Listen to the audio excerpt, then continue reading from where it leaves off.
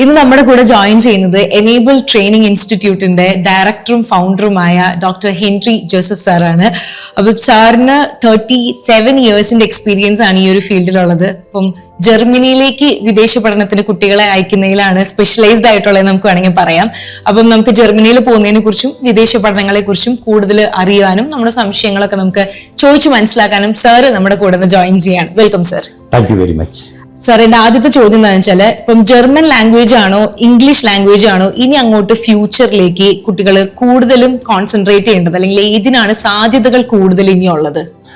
Twinkle, നമ്മൾ ആദ്യം മനസ്സിലാക്കേണ്ട ഒരു കാര്യം, വിദേശത്തേക്ക് കുട്ടികൾ പഠിക്കാൻ പോകുന്നത് എന്തുകൊണ്ടാ? ഇന്ത്യയിൽ കോളേജോ യൂണിവേഴ്സിറ്റി ഇല്ലാഞ്ഞിട്ടല്ല. അതെ, ഒരേ ഒരു ലക്ഷ്യമുള്ളൂ, അവിടെ പഠിക്കുക, അവിടെ ജോലി കിട്ടുക, ആയുഷ്കാലം സെറ്റ് ചെയ്യുക.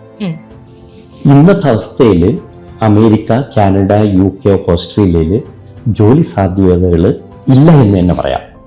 കുറവെന്നല്ല, സത്യത്തിൽ ഇല്ല.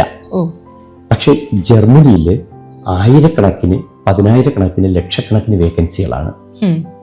അതിലുപരി അവിടെ ഫ്രീ എഡ്യൂക്കേഷനാണ്, ഫീസ് കൊടുക്കാതെ ഗവൺമെന്റ് യൂണിവേഴ്സിറ്റി പഠിക്കാം. അതുകൊണ്ട് ഇപ്പോഴത്തെ ഒരു സാഹചര്യത്തിൽ ജർമ്മൻ ഭാഷ പഠിച്ച് ജർമ്മനിയിലോ അല്ലെങ്കിൽ ഓസ്ട്രിയയിലോ സ്വിറ്റ്സർലൻഡിലോ പഠിക്കാൻ പോകുന്നതാണ് ഏറ്റവും നല്ലത്.